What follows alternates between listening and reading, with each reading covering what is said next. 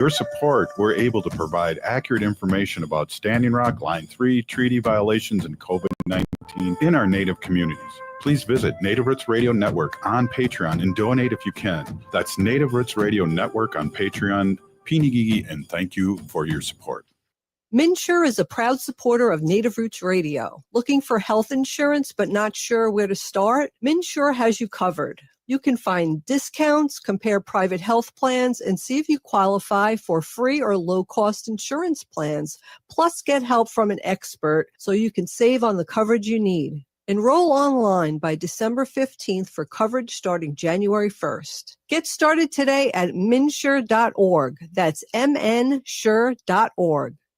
The Minneapolis Police Department is hiring, and we're looking for people ready to lead, serve, and reflect the communities we protect. Whether you're a new graduate, changing careers, or already in law enforcement, there's a path for you to join our department. With top-tier pay, full benefits, paid training, and a direct path to making a difference, this is more than a job. This is your chance to shape the future of Minneapolis Police. Choose service. Choose leadership. Choose Minneapolis. Visit our city website to learn more.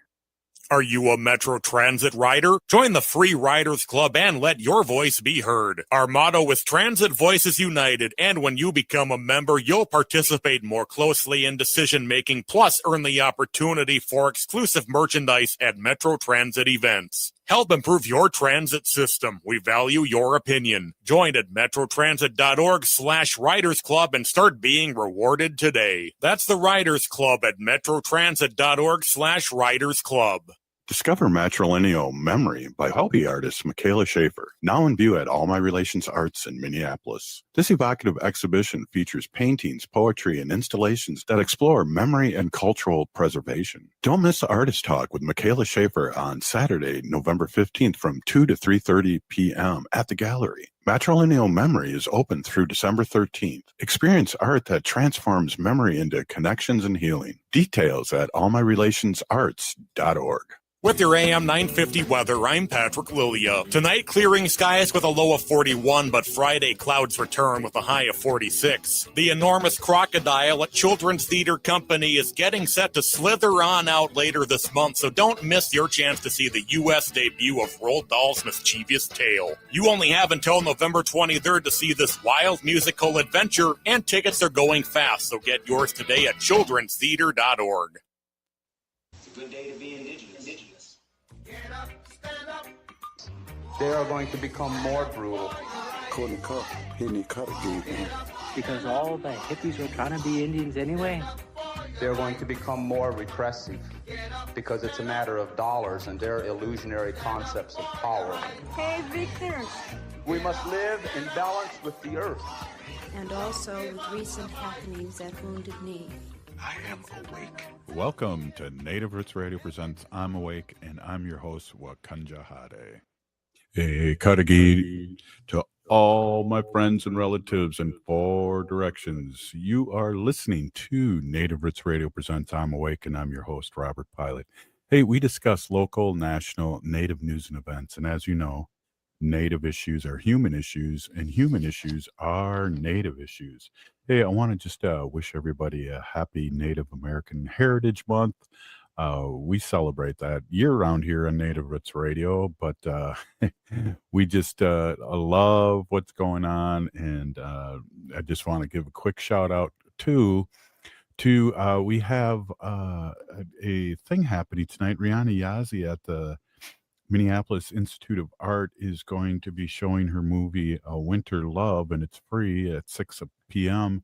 And there's other activities going on too prior to that. So come on by at the Minneapolis Institute of Art, or MIA, what they like to be called now, and do it up. So we are really excited. And I remind everyone tomorrow too, or Saturday, I mean, they'll be showing at Minneapolis Indian Center the Leonard Peltier documentary, and word on the street is Leonard's in town. So you might want to check that out. I saw some postings that he's on Franklin Avenue, and he was at the Powwow Ground. So take a look and take a listen. Really excited to finally meet Leonard, and we'll have an exclusive interview that we'll play sometime next week. So really excited again to be here, Native American Heritage Month, and all those things that go with it. So I just want to say a big ahoo, ahoo. You know, before I get too excited here, I want to get an update here from the Governor Evers from the great state of Wisconsin. Gives us his weekly update, and really excited about that. We'll talk about a few other things afterwards, but before we get too far into it, let's listen to our friend Governor Evers from the great state of Wisconsin. Hey there, Native Roots Radio. Governor Tony Evers here with my weekly update. I know these are tough times. Watching what's on the news can be scary. There's lots of uncertainty about what the future may hold, and kids and families have a lot to worry about. Paychecks aren't going as far as they used to. Folks are struggling to make ends meet, and families are afraid they may no longer be able to afford food, groceries, and health care. As the cold moves in, and with holidays right around the corner, efforts in Washington to kick people off of their health care and basic food assistance couldn't come at a worse time. With so much going on across our country, it's a good time to reflect on our Wisconsin values of kindness, compassion, empathy, and respect. Here in Wisconsin, we take care of each other. Wisconsinites are helpers by nature. It's in our DNA. So I'm encouraging Wisconsinites to reach out to one another, check in with your neighbors, and let's make sure to take care of each other. Whether that's volunteering at a food pantry or dropping off a meal for a neighbor, donating items for those in need, or supporting a nonprofit organization in your community. And if you or a loved one is struggling, know that there are resources available. Any Wisconsinite who needs additional food or baby formula, help with utility bills, or access to any number of resources to be safe and well can reach out to 211 Wisconsin, either by dialing 211 or by going online to 211wisconsin.org. You can also text your zip code to 898-211 to get connected to local resources. And if you're already enrolled in Medicaid or Food Share, we're encouraging folks to go to access.wi.gov to make sure your phone number, email, and mailing address are up to date so you don't miss out on any benefits or updates. Folks, when the times get tough, Wisconsinites get to work. So let's get to work, Wisconsin. Thank you, and take good care. Thanks for listening. Back to you, Robert, and Native Roots Radio. Well, again, I always appreciate the update from our great governor of Wisconsin, Tony Evers. We're going to miss Tony, too, and he's a big, big supporter of Native Americans. I've met him many times. I remember meeting him when we were doing the COVID shots, and Ho-Chunk Nation was way ahead of everybody, and he came down there to see how the operation was working, and it was really amazing to see our operation working. This was down in Black River Falls, and it was amazing. And also just a big shout out to Ho-Chunk Nation for doing that. And also, we talked about this a lot, but they weren't just giving it to Ho-Chunk residents. They were giving it to the whole community, because they know a healthy community is a strong community, and we're all one, all one. And we all talk about the medicine wheel and the four colors there. And there's many interpretations, but one of them is, the white is our white allies, yellow is our Asian allies, brown, and black is our African American, and brown is us. So big shout out to Governor Evers. We're going to miss him, and in this next cycle. I just want to quickly take a quick look here. This just happened recently. Federal judge orders Trump administration to fully fund SNAP benefit in November. It's a Rhode Island judge. We'll see what this orange guy does. We don't know what he's going to do. And just a shout out to Pelosi.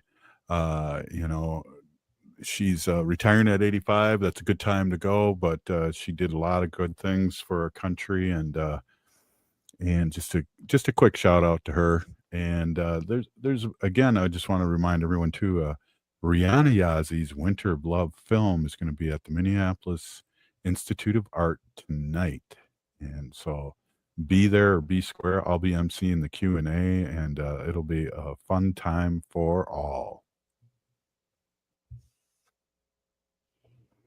And I want to mention too, just came up over the Associated Press that the Supreme Court today allowed President Donald Trump's administration to enforce a policy blocking transgender and non-binary people from choosing passport sex markers that align with their gender identity. Of course they did. This is just an amazing mega Christian right crap going on with the Supreme Court. This is an unbelievable thing, and it just we need to support our relatives, our transgender and non-binary people to the max. This is crazy.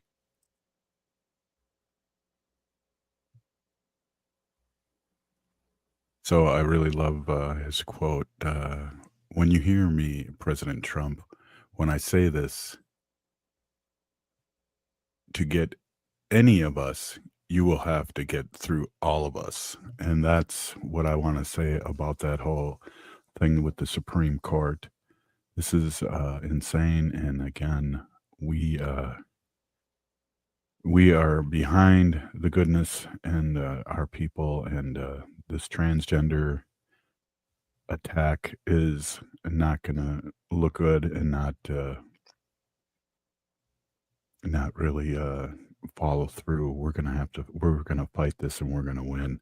Hey, I also want to remind everyone too, the Minneapolis Institute of Art, we're going to be showing Indian Horse on the 23rd at 2 p.m. on of course, November. And Ajawak, who is the star of that, will be there. And also Smoke Signals on the 29th. And that's also 2 o'clock. And we're going to have Dr. Evans Adams is going to be there, Victor. So, or Thomas, excuse me, Thomas. And so that'll be fun. I'll be emceeing that. Hey, we're going to take a quick break. This is Native Roots Radio presents I'm Awake, and we'll be right back after this short break. Please stay with us.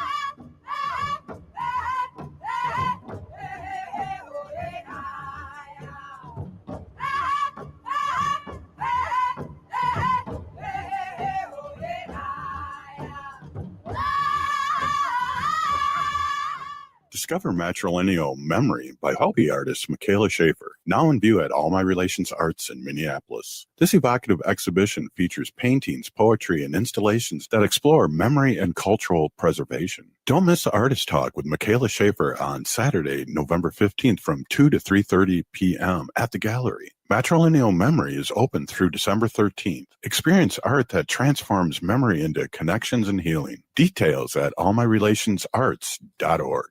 Are you a Metro Transit rider? Join the free Riders Club and let your voice be heard. Our motto is Transit Voices United, and when you become a member, you'll participate more closely in decision-making, plus earn the opportunity for exclusive merchandise at Metro Transit events. Help improve your transit system. We value your opinion. Join at metrotransit.org/Riders Club and start being rewarded today. That's the Riders Club at metrotransit.org/Riders Club. The city of Minneapolis is now on Native Roots Radio with Minneapolis AIR. AIR stands for American Indian Relations. Guest host Christine McDonald talks to people about important things affecting the city's Native communities. Minneapolis AIR dives into topics like public safety, public health, elections, and so much more. Tune in to Minneapolis AIR on Native Roots Radio from 5 to 6 p.m. on the second Wednesday of every month, right here on AM 950.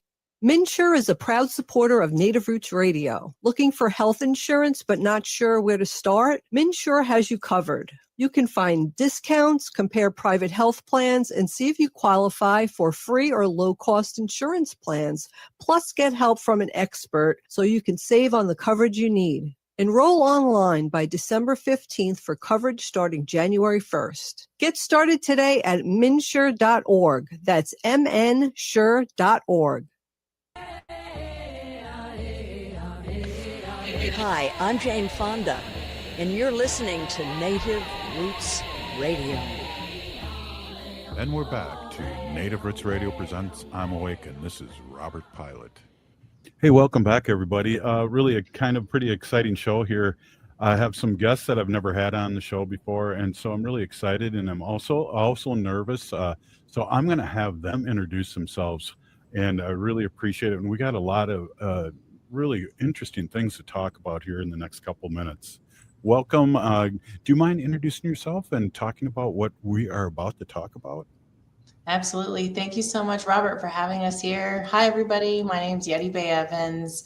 I am Alaska Native from the village of Mentasta and part of the Tissue clan. And I've been the creative producer for the last 4.5 years on Molly of Denali, which we're so excited to share with you all today. And I'll let our executive producer share with you who she is. Thank you, Yeti Bay. Hi, hello, everyone. I'm Dorothea Gillum. I'm the executive producer of Molly of Denali, which is a show for PBS Kids. And I'm here in Boston in the native homelands, traditional homelands of the Massachusetts, Nipmuc, and Wampanoag peoples. Well, welcome you both, and let's talk a little bit. I mean, the date was the 3rd when it came out with the first episode. Let's talk a little bit about the history and where this person or this character came from, and talk about what we can expect. Sure. So back when President Obama was in office, Denali was in the news quite a bit, and Dorothea Gillum has been with GBH for a while as executive producer of a number of different shows, but she had this great idea to do a show that was centered around a trading post or a store, because that was a little bit about her childhood experience, and she thought it would be amazing and wonderful opportunity to highlight Denali and Alaska, because who has done a show about Alaska before? Yeah, Yep. exactly. And so is this a real person, or is this been a character, or can you tell me a little bit about Molly? Sure. Yeah. Well, Molly is a fictional character, although she's very real to us.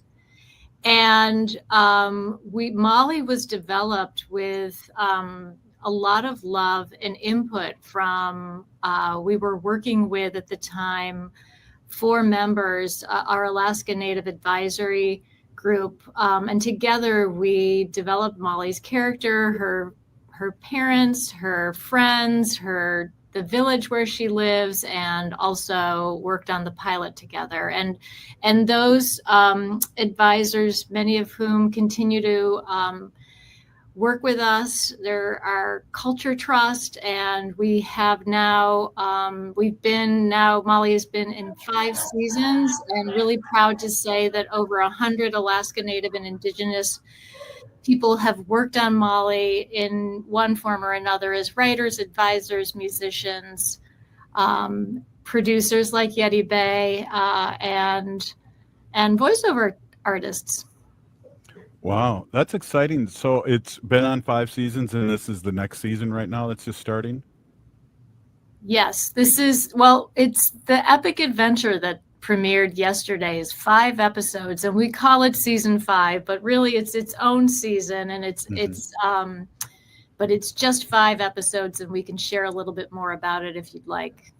Absolutely. And also, how can people all across Turtle Island click on this from PBS and watch this? Because it's so important for us, and we talk a lot about here on Native Roots Radio on how it's important that we I see our lieutenant governor, and I used to be a high school teacher, and just saying how important it is for my kids to be able to see somebody that looks like them. Absolutely. So if folks want to tune in and watch Molly of Denali, they can tune in on their local PBS channel or online. We're streaming on PBS Kids, and it's really easy to Google Molly of Denali as well. And one of the first links that pops up is accessible to streamers across the internet. That's very cool. And I just being able to recognize yourselves, we never had that when I was young, and it's Right. it's so powerful, and we need we need our allies out there really supporting us. Absolutely. It's been such a great opportunity to work with Molly and see that authentic and accurate representation of who we are as an Indigenous, peoples. And before, growing up, we saw stereotypes of who we are and misconceptions, misunderstandings. But finally, kids have somebody positive and authentic and real to look up to as far as like real cultural knowledge that's being imparted through the episodes. I know. I was looking at the website too, and it's amazing to see just these little snippets for our young ones to look at, whether it's about beading or carving and traditional things that span over a lot of the indigenous people's, way of doing things. And I just applaud you for doing things like that. Thank you so much. It's just been really an amazing opportunity to finally share a lot of our cultures and traditions. And, is wonderful because in Alaska, we have over 229 different federally recognized tribes, and there are several that are not officially recognized, but, we have a lot to contribute, and our ancestors have been here since time immemorial, and their ways and values and traditions and stories have sustained us for all these years. And being able to impart that on television, as well as the lesson plans that you can access online, has been a great way to share our culture and knowledge. This person is like a rock star. I mean, I was looking, I think I was on one of yours, LinkedIn or Instagram, and I'm seeing there's a museum of at the Science World and things like that. What the heck is going on here? Everybody loves Molly, and I love the name. We have been working with Atomic Cartoons, which is out of Vancouver, Canada. And Science World reached out to us and wanted to share what it's like to become a creative technologist. So the exhibit at Science World not only shares about Molly of Denali as a whole, but really is an inspiration to young people to get involved in a wide variety of different careers, including becoming an artist or a writer, somebody that is a creative producer like myself. And our backstories are all featured within the exhibit, and you can see a little bit behind the scenes. And our hope is really that kids aren't scared away of these different, jobs that contribute to something that's nationwide, but really it's accessible. The skills that they possess, the desires that they have to draw and write and be creative are really something that can turn into an amazing job. Well, let me ask you, what does an executive producer do in this situation? You're co-creator too. Talk a little bit about that and how the process of from beginning to end that this happened. Again, looking at your videos and your website and all the things that go along with Molly Denali and is just amazing. Mm-hmm. Yeah. Well, this is a really special show, and I have to say it's really been one of the highlights of my career, an enormous privilege to be working on this show. And I'm not Native, so when we got the commission from PBS to do the series, we at GBH realized this is not our story to tell, and we set about partnering with Alaska Natives on the development, as I mentioned earlier, and really our goal was to incorporate as many Alaska Native and Indigenous folks into various aspects of the production as possible, with and that's what leads to the phenomenal authenticity, the resonance, that the representation. So, that was always kind of our goal setting out to do Molly. And part of my job as executive producer is to put the team together, so finding incredible talent like Yeti Bay, creative producer, and our incredible Emmy Award winning writers, the majority of whom are Alaska Native and Indigenous. Our team, our phenomenal animation team at Atomic Cartoons, and all of that is sort of finding the right people to bring together who share a common vision and mission. Well, I got to say that's the way to do it. We need all the allies we can get, and so kudos on you and your station. That's huge, because I have to say that this is not always the way things happen. So a big kudos to you guys, and that's awesome. So how does that feel to be part of you can you don't have to just pull your chair up. There's a chair waiting for you. That's amazing. Yeah, it's been really wonderful to be a part of the production team and work with so many phenomenal creatives throughout this process, and really understand that our values and ways of life are respected and incorporated, even down to our daily meetings that we have. Well, I want to take a quick break, and we're talking about Dolly. Molly of Dolly. I love that name. Hey, this is Native Roots Radio, and we're going to take a quick break. Please stay with us. Ho-ah.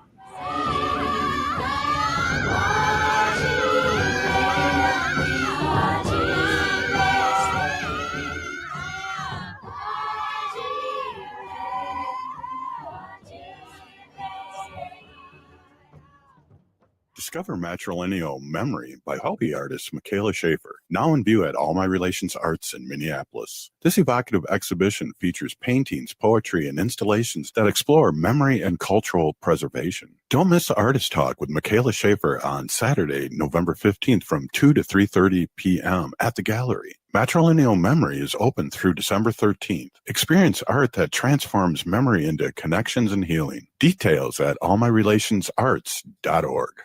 The Minneapolis Police Department is hiring, and we're looking for people ready to lead, serve, and reflect the communities we protect. Whether you're a new graduate, changing careers, or already in law enforcement, there's a path for you to join our department. With top-tier pay, full benefits, paid training, and a direct path to making a difference, this is more than a job. This is your chance to shape the future of Minneapolis police. Choose service. Choose leadership. Choose Minneapolis. Visit our city website to learn more. We've all seen the effects of wood smoke pollution this year, so before hosting that backyard bonfire, follow these simple tips to protect yourself, others, and the environment. Remember to give your neighbors a heads up before building a fire so those who find wood smoke bothersome can close their windows. Make sure to never burn wet or recently cut wood, other yard waste, plastic, or garbage. These things can be toxic when burned and create excess smoke. For more tips on how to burn responsibly, visit epa.gov/burnwise. MNsure is a proud supporter of Native Roots Radio. Looking for health insurance but not sure where to start? MNsure has you covered. You can find discounts, compare private health plans, and see if you qualify for free or low-cost insurance plans. Plus, get help from an expert so you can save on the coverage you need. Enroll online by December 15th for coverage starting January 1st. Get started today at mnsure.org. That's mnsure.org. Thinking about college? Consider Minnesota Private Colleges. These 18 nonprofit institutions keep the focus on students with small classes and professors who will get to know you. You'll find students from all backgrounds, and no two colleges are alike. And when it comes to cost, they're more affordable than you think. Find the college that's right for you at mnprivatecolleges.org/possible. That's mnprivatecolleges.org/possible. November is Native American Heritage Month, a time to honor Indigenous history, art, and identity. At the Minneapolis Institute of Art, celebrate the contributions of Indigenous peoples across the Americas with programs and exhibitions that center around cultural resilience and deepen understanding through creative expression. MIA's month-long celebration includes free activities for the family, art making for adults, and a special showing of Smoke Signals, a story of friendship and healing. Celebrate, learn, and connect at the Minneapolis Institute of Art. Find full details and ways to participate at artsmia.org. Turn to Auto Technical with your vehicle donation. Even though Auto Technical is a small nonprofit, we have helped more families with transportation than any organization in Minnesota. Since '94, we have reconditioned donated vehicles so they have a higher tax benefit. Call Richard at 612-919-5526, 612-919-5526, or autotech.org. With your AM 950 weather, I'm Patrick Lilia. Tonight, clearing skies with a low of 41, but Friday, clouds return with a high of 46. Cafe Latte is your one-stop shop for award-winning soup, salad, sandwiches, desserts, treats from the bakery made fresh daily, and a pizza and wine bar. Cafe Latte is located in St. Paul on the corner of Victoria Street and Grand Avenue. Check them out at cafelatte.com. AM 950 KTNF, St. Louis Park, Minneapolis, St. Paul. Oh, this is Dallas Goldtooth, and you're listening to the Native Roots Radio. Hoka, hicha, hicha. Welcome back to Native Roots Radio presents I'm Awake, and this is Robert Pilot. Hey, welcome back, everyone. Times are clicking away, and thanks again for coming back to Native Roots Radio. I know the clock is ticking right now. I'd really love for you to reintroduce yourself and speak a little bit on what I haven't asked you about, and let's talk about some things that you want, and also let's bring up when we can see and how we can see this great program. Sure. So go ahead. Yeah. Okay. Hi everyone. I'm Dorothea Gillum. I'm the executive producer of Molly of Denali. Hey everybody, I'm Yeti Bay Evans, and I'm the creative producer on Molly. So this is very cool. How can we see this, and how difficult was this for you to get this on the air? Because this is we're a small population, but we have a big story. Mm-hmm. Yeah. Well, we were really fortunate that we received funding through a program called Ready to Learn, which was part of the Department of Education, in addition to funding from the Corporation for Public Broadcasting and PBS as well, to make Molly a reality. So it was we're really fortunate that we had that opportunity, and I'm excited to say it wasn't that hard. People fell in love with Molly from the beginning and wanted to see it, just wanted to make it happen. So it was as far as these things go, it's a relatively easy process to make it happen, to get PBS to agree to do it. And then, of course, it was a lot of work after that. Wow. And being the co-producer, you had a lot of vision and also a lot of expertise to help promote the vision too. Yes, I've worked on other shows and created other shows for PBS. So that really helped because we needed to move fast. And so that was a good thing. Yeah. We needed to have as much experience as we could going into this.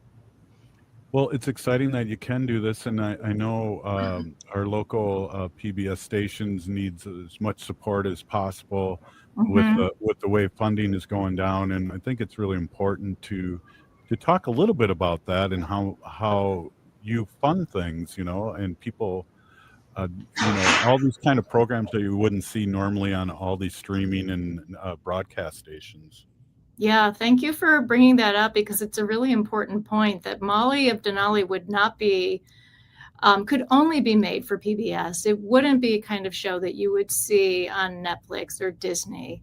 And we're really dependent on, those dollars that come in through donations, the viewers like you that you see in the credits, as well as other, organizations. It was a big loss to us when the Corporation for Public Broadcasting was defunded, because that's also been a big part of how we, fund our shows. Yeah, it's hopefully the pendulum will be, matter of fact, on Tuesday, be switching back to, it always swings left to the right. So let's hope it's swinging back in our way. And just a quick shout out too, is that I'm on all progressive stations across the United States. And so we talk about these issues all the time, which are big issues. I understand that you need to get going soon. Is there anything else you'd like to bring up before we let you go? I just want to make another plug for the Molly's Epic Adventure, which is Molly. It's the first time we've done episodes where Molly leaves Alaska and she and her grandpa go to 5 places in the lower 48 and Hawaii on a epic volcano adventure. And in the course of their adventure, Molly meets new friends, gets introduced to new tribes, new cultures. We tell a lot of really exciting stories, which I'm sure Yeti Bay can fill you in on. But we're super proud of these episodes, and I hope folks will tune in anywhere you find PBS, or on the PBS Kids video app, or on pbskids.org. Well, I really, really appreciate you being on, and I know you got to get going, so I think we have it from here on out. But again, a big Pinigigi, that means thank you, and Ho Chunk for doing this and really partnering in a good way with our people. Thank you so much. Thank you very much, and thanks to your listeners as well for tuning in. Right on. Thank you so much. We'll see you. Wow, that's a amazing partnership you have there. How much did you have to be the teacher of your ways to our allies? I know sometimes that can be a little taxing, but it's also part of our job. Mm-hmm. Yeah, it's a big part of the creative process, and thankfully our collaborators with GBH and Atomic Cartoons are really open to learning and having conversations. And one of the things that we spent a long time on actually was getting the cranberry bush right, because somebody's particular perspective of a cranberry bush in their region is different than the cranberry bush up here in Alaska. And I want to say it took us 6 months to get that accurately animated, it's just a small snippet of some of the things that we had to teach. But our elders and cultural knowledge bearers on our Native Advisory Committee did a lot of upfront work to really set the standard and also share about our history and the tragedies that we have gone through as Indigenous peoples across the nation, and really helped educate all the folks that we're working with so they understand a little bit of our historical trauma, the things that we've encountered, how we've been resilient, how we've been caretakers and stewards of the land, and why those things are important, and how we can create balance and reciprocity in today's society.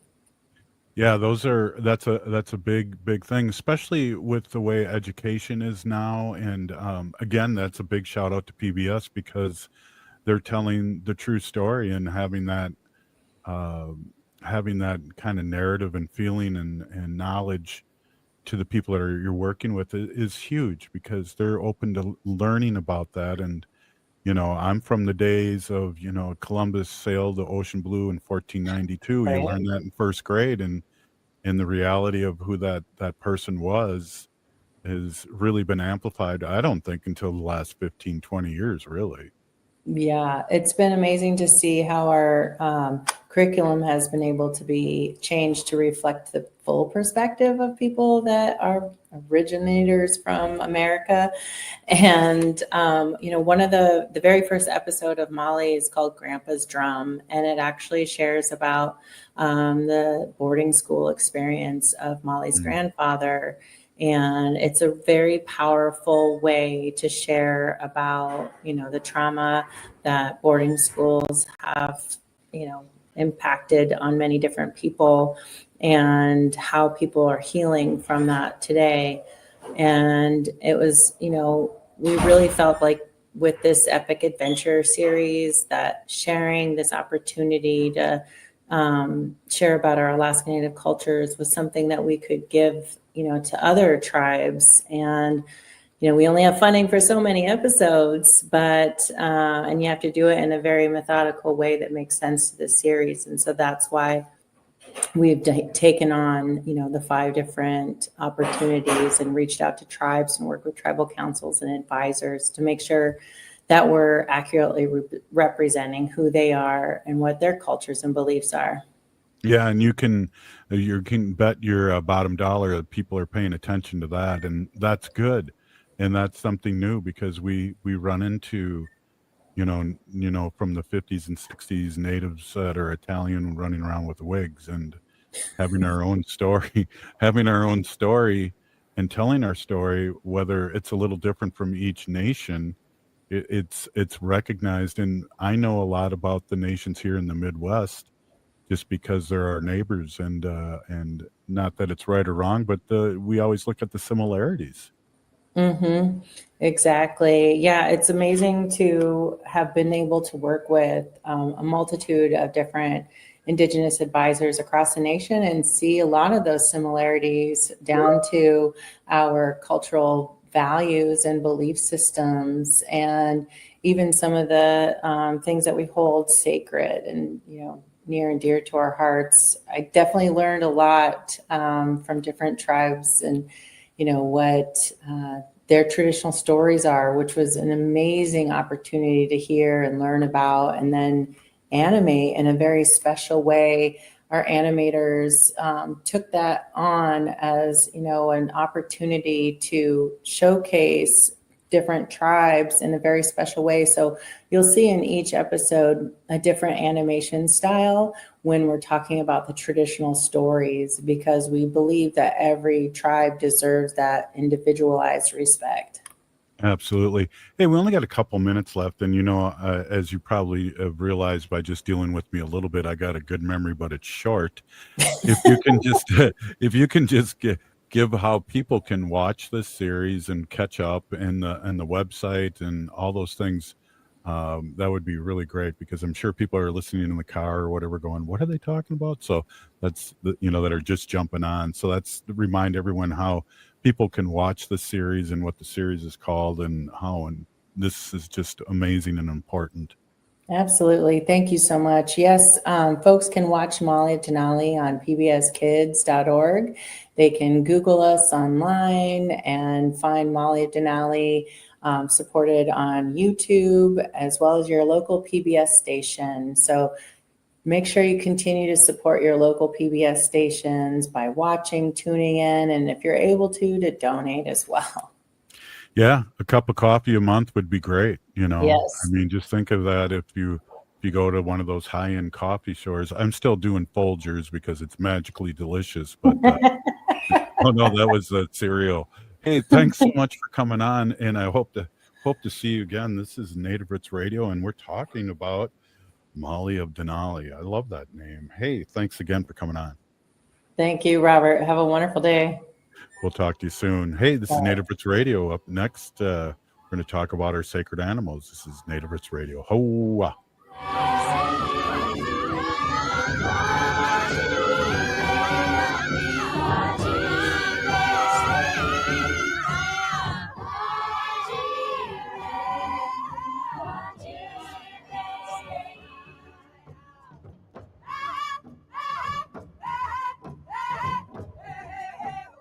We've all seen the effects of wood smoke pollution this year, so before hosting that backyard bonfire, follow these simple tips to protect yourself, others, and the environment. Remember to give your neighbors a heads up before building a fire so those who find wood smoke bothersome can close their windows. Make sure to never burn wet or recently cut wood, other yard waste, plastic, or garbage. These things can be toxic when burned and create excess smoke. For more tips on how to burn responsibly, visit epa.gov/burnwise. November is Native American Heritage Month, a time to honor Indigenous history, art, and identity. At the Minneapolis Institute of Art, celebrate the contributions of Indigenous peoples across the Americas with programs and exhibitions that center around cultural resilience and deepen understanding through creative expression.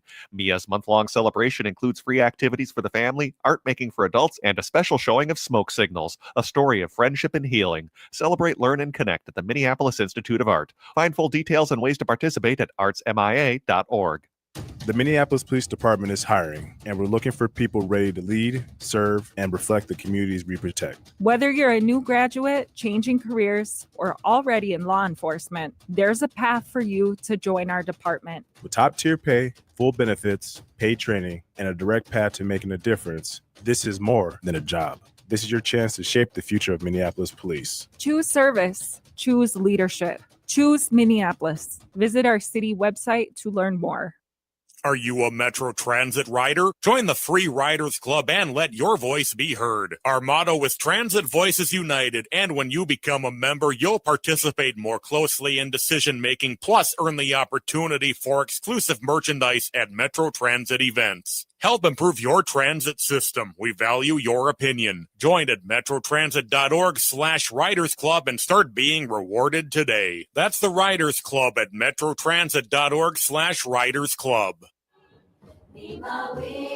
Oh, this is Dallas Goldtooth, and you're listening to the Native Roots Radio. Hoka, hicha, wecha. Welcome back to Native Roots Radio presents I'm Awake, and this is Robert Pilot. In this portion of the show, we like to bring awareness to our wolf and bear populations. Say no to the hunts. No. Oh. Go get some picnic baskets. I guess that would be the Yellowstone bear. Yeah, that's right. Hey, I want to introduce my awesome, beautiful wife. Wendy's been an animal advocate for many years, and she's a co-founder of Native Roots Radio here in our 9th season. And you've been doing our sacred animal portion for 9 years, and I've learned so much. So take it away. Thanks, everybody. Thanks, Robert. Hey, my name is Hanajihihani. That means cares for them. And I was given that name by my Dega Curtis. Curtis goes by Mashke Hanajinga. I am a policy volunteer for Humane World for Animals, formerly known as the Humane Society of the United States, and I work on animal issues at the local and state level. It's always my pleasure to do that. They're doing a lot of research, the scientists out there, Robert, and researchers have now documented Alzheimer's-like disease in several dolphin species, including, bottlenose and pilot whales. In detailed post-mortem brain studies, scientists found the same two hallmark features seen in human Alzheimer's patients, beta amyloid plaques and tau tangles. These are the defining biological markers of the disease in people. Because dolphins live long lives and have complex social brains, their aging processes appears to be parallel aspects of our own.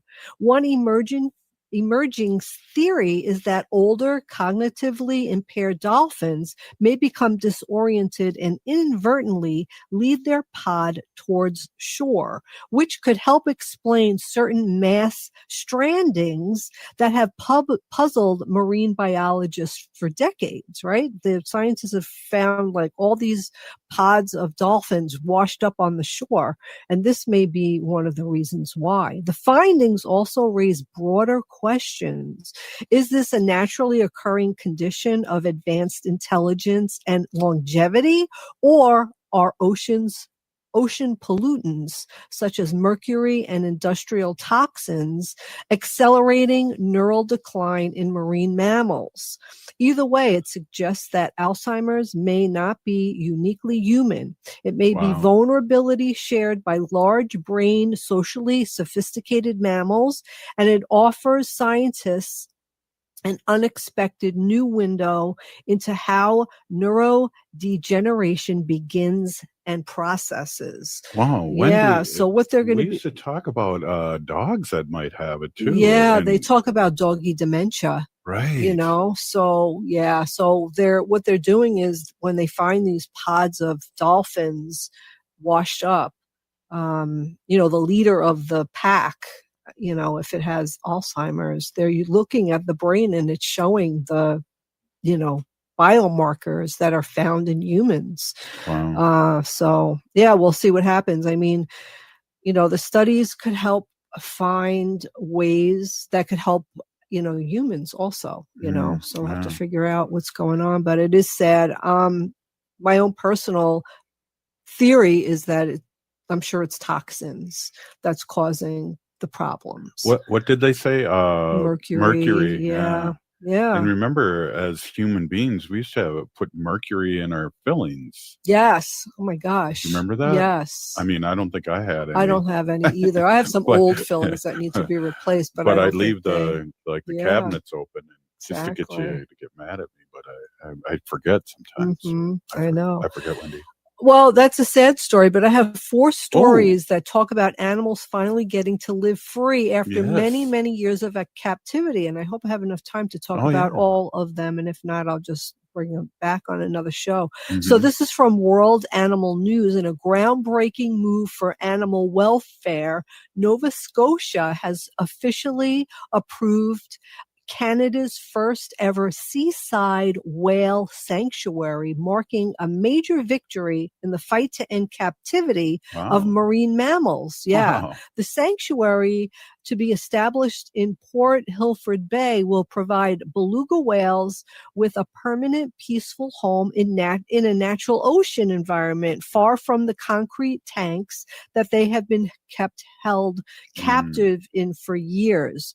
The Whale Sanctuary Project, WSP, will transform a sheltered cove into a refuge that is 100 times larger than the cramped enclosures at Marineland in Niagara Falls. This ocean sanctuary will allow whales to swim freely, experience natural rhythms like tides and seasons, and finally live in an environment that resembles the wild, while still receiving the care they need after years of confinement. You know, they can't be just set out to sea by themselves. They do need help from us because, you know, they don't know how to fend for themselves. But I think that that's wonderful. And I always ask people, please boycott any marine park who keep these animals in these conditions, especially SeaWorld. Facebook friend Lucy Pato, she posts a lot of good animal stuff. He took his first breath of open ocean in 40 years and didn't look back. George, the loggerhead, had lived most of his life in a tank in Argentina. He learned to swim in circles, eat from a bucket, and look at people through glass. Then came the day the gate opened.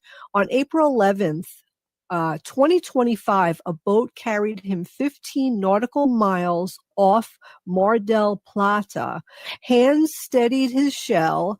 The waves lifted. He slipped into the Atlantic and vanished beneath the surface. So this is a turtle I'm talking about. What happened next feels like small miracle. In his first 70 days of freedom, George swam more than 1,700 miles. They must have a... Yes, he's tagged so they could watch and see where he is. If he's in trouble, they can go help him, that kind of thing. He hugged the coast, crossed different islands, and headed towards warm waters of Brazil. He did what wild turtles do. He followed the currents, hunted again, and rested where the sea felt right. That's amazing. This didn't he was 40 years old, did you say? Wow. Yep. This didn't happen by chance. For 3 years, a team helped him practice life skills he had forgotten. Right? They raised the salt in his pool bit by bit so he could get used to the salt water. They swapped eggs and beef that they gave him to eat for crabs and snails. They even made currents in the pool so he could learn to push through the currents. Good on them, because these turtles can live 300 years. Exactly. So the turtle is about 60 years old. He might live to 80 or more. For decades, he was a symbol of captivity. Now he's a sign that what patient, careful work can do, nature remembers. So he'll all that stuff is coming back to him. I'm so happy that they took the time to reteach him the skills that he needs to be a wild turtle again. I remember there was a turtle when I was a kid, and again, 64 years old, we'd go to Como Zoo and you could ride him. And he was old and he was in there. I hate that. I know. But some nights his tracker pinged from offshore. And some days it was quiet and everybody held their breath, right? So they're watching this tracker that they have. Each signal was a small cheer from the deep. Each mile was proof that freedom can be learned again.